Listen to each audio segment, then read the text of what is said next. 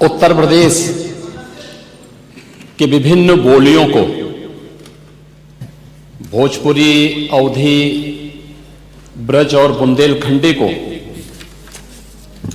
इस सदन में सम्मान मिल रहा है और हमारी सरकार तो इन सब के लिए एक एकेडमी का भी गठन, अलग अलग एकेडमी के गठन की कार्रवाई को भी आगे बढ़ा रही है। ये सभी हिंदी की उपभाषाएं हैं, यानी हिंदी की बेटियां हैं। भाषा की समृद्धि के आधार है और हमें इसका स्वागत करना चाहिए। ये सदन साहित्य केवल विशुद्ध साहित्यिक और व्याकरण से के विद्वानों की नहीं है, आम जन का प्रतिनिधित्व करने वाले माननीय सदस्य समाज के विभिन्न तबके से आए हैं। अंतिम पायदान पर बैठे हुए व्यक्ति की आवाज को भी इस सदन में मुखरता मिले, इसके लिए अगर किसी को हिंदी में वह धारा प्रवाह नहीं बोल सकता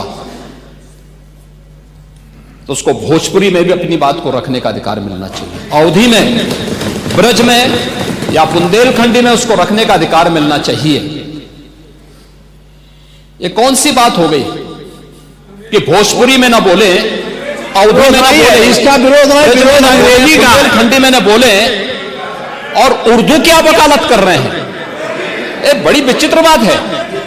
आप मुझे बताइए, मैं इसीलिए कहता हूं कि आप समाजवादियों का चरित्र ही इतना दोहरा हो चुका है, इतना दोहरा हो चुका है कि अपने बच्चों को भेजेंगे इंग्लिश पब्लिक स्कूल में और दूसरों के बच्चों को बोलेंगे कि एक गांव के उस विद्यालय में पढ़े जहां संसाधन भी नहीं है।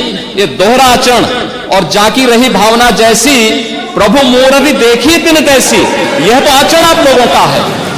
इसीलिए आपने कल भी भोजपुरी का विरोध किया, अवधी का विरोध किया, बुंदेलखंडी का विरोध किया और आप लोग अपने दैनिक जागरण में, दैनिक जीवन में इस प्रकार के आचरण के आदी हो चुके हैं। और इसलिए अध्यक्ष जी, इसका अभिनंदन हम लोग करते हैं और इन बोलियों को सम्मान मिलना चाहिए। इनके संरक्षण के लिए ही हमारी सरकार भोजपुरी एकेडमी का गठन कर रही है, अवधी एकेडमी का गठन कर रही है संत तुलसीदास जी के नाम पर। इसी के आधार पर ब्रज भाषा इतनी समृद्ध भाषा है। सूरदास जी ने अपनी सभी रचनाएं उसी भाषा में दी हैं। संत तुलसीदास जी ने अपनी कालजयी रचना रामचरितमानस, जो इस सदन में ही नहीं, उत्तर भारत के अंदर और भारत से प्रवासी हुए जितने भी ऐसे लोग हैं जो मॉरिशस में या दुनिया के फिजी में या दुनिया के किसी देश में गए, उनके संकट काल में रामचरितमानस ही तुलसीदास जी का अवधी भाषा में रचा गया, रामचरितमानस ही उनका सहारा बना था।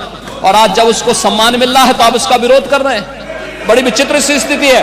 आप हर अच्छे कार्य का समाज, आज के यही ढोंग है आप लोगों का, यही ढोंग है। हर अच्छे कार्य का आप विरोध करेंगे, हर अच्छे कार्य का आप विरोध करेंगे। हर अच्छा कार्य जो प्रदेश के हित में है, देश के हित में है, आप उसका विरोध करेंगे। और मुझे लगता है इस प्रकार के विरोध की निंदा होनी चाहिए और हम इसका समर्थन करते हैं जो उत्तर प्रदेश की बोलियों को सम्मान मिल रहा है। मैं आपका धन्यवाद करूंगा और विधानसभा सचिवालय को इस बात के लिए धन्यवाद दूंगा।